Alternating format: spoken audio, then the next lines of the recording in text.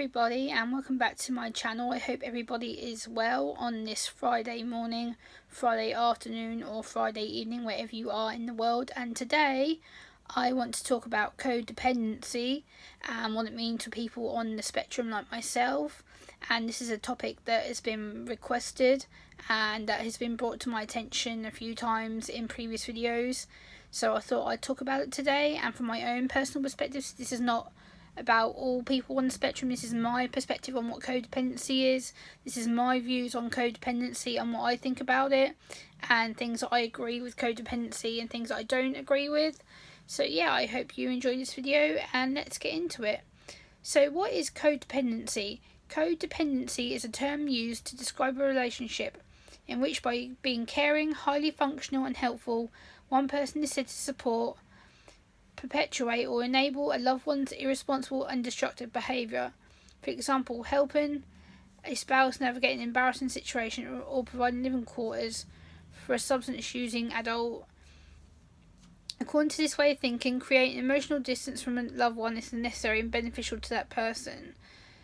So basically it's about that you provide a safe place for that person who can be manipulative and often takes the mickey out of what you're trying to do for them, and the person becomes codependent on you because of their own weaknesses from low self-esteem or an excessive needs to please others, and doesn't realise the interpersonal boundaries that him or her may be responsible for. This controversial concept emerged in the 1980s and was originally applied to caretaking patterns seen among partners of people who had alcoholics in their family. It has since been applied not only to addictions in general, but well beyond to all other kinds of mental health and behavioural problems, including domestic violence and emotional abuse. So basically this word's been targeted over and over and over again. And the controversy over codependency: there is no scientific research supporting the concept of codependency, despite the efforts of some to have codependency designated personality disorder. It has never been accepted for inclusion within the Diagnostic and Statistical Manual of Mental Disorders. Many mental health and relationship experts believe the term is flawed and rejects its use for many reasons. They reject it on the basis of this. Primarily, codependency pathologizes and stigmatizes healthy human behavior, particularly behavior that is seen as loving and caring. There is abundant scientific evidence that human beings are wired to form enduring emotional bonds, and those bonds are not automatically abridged by the onset of problematic behaviour. In fact, the need for connection and the desire to maintain connection is basic, as deeply rooted as for the need for food and water. The isolation has been repeatedly shown to be destructive for both physical and mental harm. Furthermore, it is a misstep of suffering of a loved one, and lack of empathy and compassion, and the desire to help, even to the point of putting the other's needs above one's own. What's more, codependency does not recognise the responsibility individuals have for their own behaviour and for then seeking change. So basically what I agree and disagree with in that article is the fact that I am codependent a little bit on a lot of people. I recognise that. I recognise that I'm very needy towards people like my dad, my sister, my mum, and a few other my family members who are very close to me, because I need that constant reassurance all the time. As being on the spectrum, this is from my own perspective, no one else. I'm not talking for the whole autistic community. I'm talking from my own autistic perspective, and I feel that I am very a needy individual. I'm very needing to have that constant reassurance, being told that I'm okay, everything is going to be fine, that I don't need to worry, and that I'm overstressing over something so silly and trivial. So I do get needy, I do get codependent on a lot of issues because I'm not sure of what to do and how to cope. And I'm also going to read you 18 characteristics of what codependency is. And it says that you are hyper aware of other people's needs, so you become a caretaker to avoid being blamed for other people's happiness, or to feed your self-esteem by making other people happy. Your self-esteem and self-worth are dependent on those you're trying to please. So again, it's about pleasing other people, not pleasing ourselves. It's to give ourselves over to other people, and we like to people please. As someone like myself, I love to people please. I love to make sure they're happy, they're safe, they're happy with what I've been doing for them, offering them advice or talking to them about a general conversation. So I am very aware that I love to people please. I always do put people's needs above my own. That's true as well. That's another common thing of codependence. I do put other people's needs above my own because I worry about them. I panic that they're not safe, or I feel that they're upset.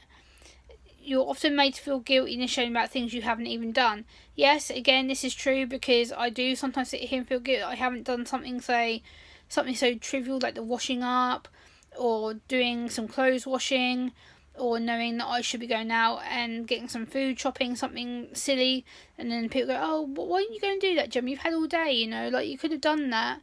And then I get upset because I panic that I'm going to be in trouble. So again, it's about believing in myself that I can do it when I need to. Always being on edge. This is due to growing up in environments lacking security and stability. I've always had security and stability in my life, but the thing is, I've always had that bullying incidents at school. So at school, I was very unstable. I didn't like being around children my age because they were bullies, they were rude, they were disrespectful. I felt very on the edge, like someone was going to always bully me because I got bullied by people who I thought cared about me. And yes, sometimes you feel unworthy and lonely, absolutely. I always felt lonely in the past because I felt no one really understood me, what I went through, what I had to deal with school, with bullying. And then as my mental health deteriorated later on after I left college, and I started getting problems with my anxiety, not sleeping during the day instead of sleeping at night. And that became a problem because I was then getting stressed out in the daytime, so I didn't want to go out and do anything. My trust is very, very, very basic with people. I tend to trust people who I think will help me and understand me, but at the same time, the trust has to be earned, and I've been too guilty of giving my trust out for free and letting people stab me in the heart and in the back. And I tend to shut myself off. So when people try and say, oh, let me help you, Gemma, let me in, let me try and make you feel good, let me try and sort out some troubles you're having, I tend to shut them away because I think they're going to hurt me or make me feel suffocated, or they're going to make me panic about something that is so trivial. I just like, nope, don't want it. I'll push them away. They're over there. They'll go away. They'll leave me alone. So again, it's a fact because I'm scared and I've been hurt in my past. And yes, I do tend to be controlling. And I've always been told to do as I'm told when I'm younger, be spoken to when I'm being spoken to, not answer back. So I've always been told to listen. And yeah, I've always kind of constantly put myself down because I'm good at believing in other people. So I can be like, yeah, well done, like you've done so well, that's fantastic, like I'm really proud of you. And then I expect it to be fed back to me. And then when people don't do it, I get upset and offended because it's just something I'm not used to hearing. So I become a person who becomes obsessive and needy and codependent on others for the reassurance and for someone just to tell me well done and that they support me and they believe in me as a person.